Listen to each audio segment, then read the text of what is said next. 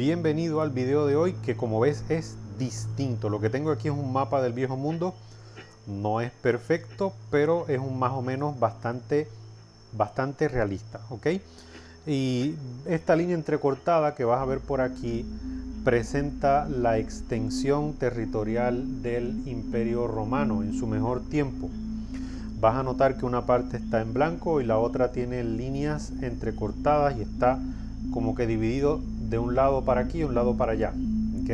Y es la división, esto representa la división en la parte oriental y la parte occidental del Imperio Romano. Sabrás que Constantino fue el que propició el cambio, ¿verdad?, de capital de Roma, aunque esto de las capitales y Roma es un poquito complejo, ¿verdad?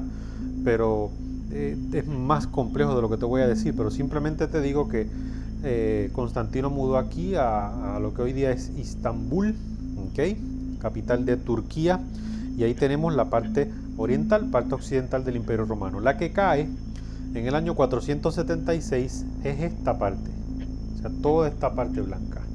La que cae luego es la parte oriental. La parte oriental incluso durará hasta el año 1453, una gran diferencia de 476 para la parte occidental a 1453 parte oriental. La parte oriental también aparece en las profecías, específicamente en el libro de Apocalipsis. A eso no hemos llegado, llegaremos luego, Dios mediante.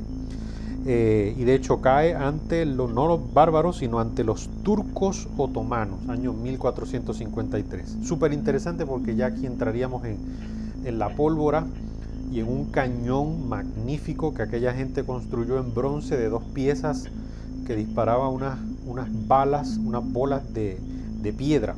Pero nada, eso es otra historia. En este video vamos a analizar un poquito lo de los 3 cuernos, porque presento una posición que no es la tradicional, y un repaso a lo que hemos visto hasta ahora del levantamiento del anticristo de una forma bien sencilla, ¿okay?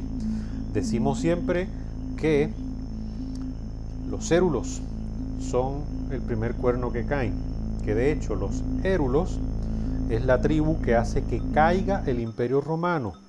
Año 476, Odoacro, rey de los érulos, destrona a Rómulo Augustulo, ¿okay? Pero se nos dice que que los érulos, debo decir, caen en el año 493. ¿Quién hace que caigan los érulos? Pues el emperador de Oriente llamado Zenón contrata a los ostrogodos. Mira qué interesante. Por eso es que yo no utilizo ya la interpretación tradicional, porque lo que hubo fue un reemplazo de una tribu a otra. Y en ese sentido el panorama no cambió para el obispo de Roma. Pero sí nos quedamos con ostrogodos, nos quedamos con los vándalos en el norte de África y nos quedamos con los visigodos que estaban en lo que se llamaba la Galia, que hoy día es Francia. Y llegó una tribu muy poderosa, y aquí esto refuerza mi posición de esta nueva, para mí nueva relativamente, unos cuantos años atrás, 3 años tal vez, interpretación. Llegan aquí los francos, y los francos no destruyen totalmente, pero hacen que caiga de su lugar, que se muevan, que tengan que ser removidos los visigodos, debo decir, que se fueron removidos para el año 507. ¿A dónde llegaron los visigodos? Los visigodos llegaron a la tierra de conejos, Spania, como se le llamaba. Spania, tierra de conejos, hoy día España. Eso fue en el 507. Y en el 508 los francos hicieron un pacto especial con el obispo de Roma. Se quedaron con la Galia, dicho sea de paso. Y entiendo, si no recuerdo mal, el estudio de este servidor, el emperador de Oriente le confirió un título a Clodoveo, el rey de los francos. Hay algunos autores que dicen que Clodoveo se bautizó en el año 508, otros dicen otra fecha. Eso lo investigaremos después. El caso es que los francos son importantes porque es la primera tribu bárbara que se alía, que resulta ser un aliado del obispo de Roma, que el rey de los francos, Clodoveos, se hace católico, se bautiza. De nuevo, muchos utilizan el año 508 para hablar de su bautismo. Vamos a hablar de esos detalles históricos luego, porque aparecen también en la profecía. Así que los visigodos caen en el 507. Bueno, caen, dejan de ser una amenaza en el 507. Después serían víctimas de los ataques de los árabes sarracenos, si no me equivoco, del siglo IX. Y miren lo que sucede. El emperador de Oriente, ya no Zenón, sino Justiniano, emite un decreto en el año 533. Y ese decreto establecía que el obispo de Roma era la cabeza de todos los obispos de las distintas iglesias cristianas. Digo distintas iglesias cristianas, no denominaciones, sino desde los distintos sitios donde había dirigentes en la cristiandad en aquel entonces. Y por consiguiente, pues tenía la autoridad del obispo de Roma, gracias a este decreto de Justiniano, de perseguir a los herejes, a los que no pensaran como que el obispo de Roma pensaba o decía, como dictaba.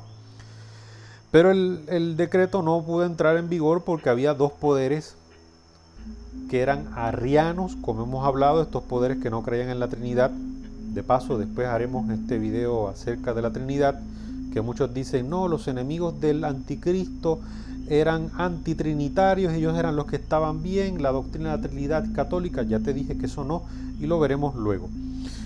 ¿Ok? Eso es disparate. En ese sentido, pues, en términos generales, no al detalle, pues estaban dentro de los linderos de lo bíblico. Ok, entonces, la situación no cambiaba y Justiniano envía a un súper hábil general, un hombre brillante llamado Belisario. Y Belisario logra derrotar, desaparecer a los vándalos en el año 534. Los hace polvo. ¿Okay?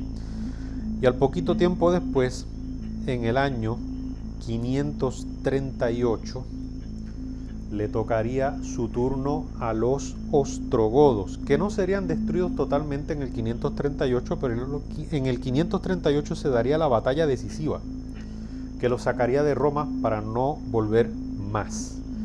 Así que francos se quedan y el resto, mira lo que sucede. Se fue. ¿Okay? Y entonces, con los francos y otros reinos bárbaros, obviamente, por allí, ¿quién se levantó? El cuernito, el cuerno pequeño.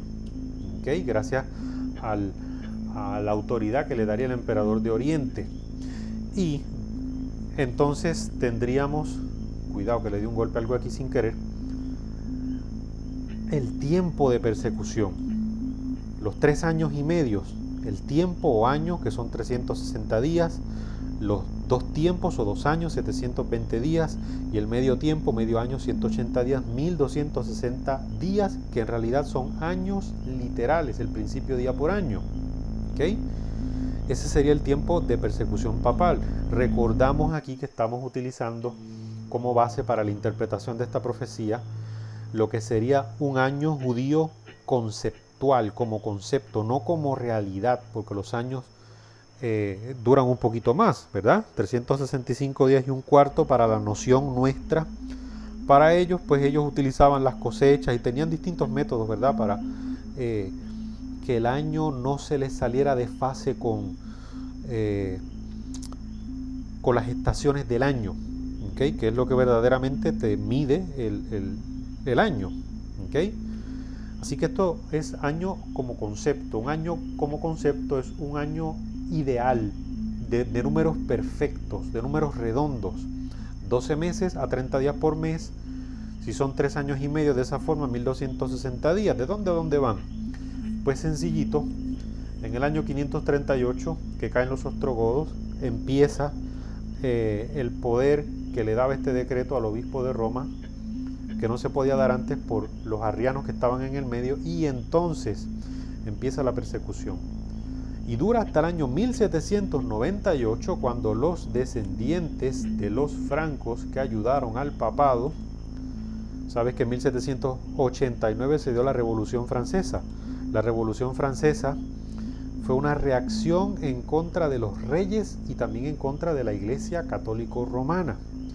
Y en el año 1798 enviaron ejércitos de Francia, de la República Francesa, que tomaron preso al Papa Pío VI, y de ahí en adelante el papado no volvió a tener el mismo poder, pero sabemos que se levantará pronto para tener mucho poder por un corto tiempo antes de que Cristo Jesús venga.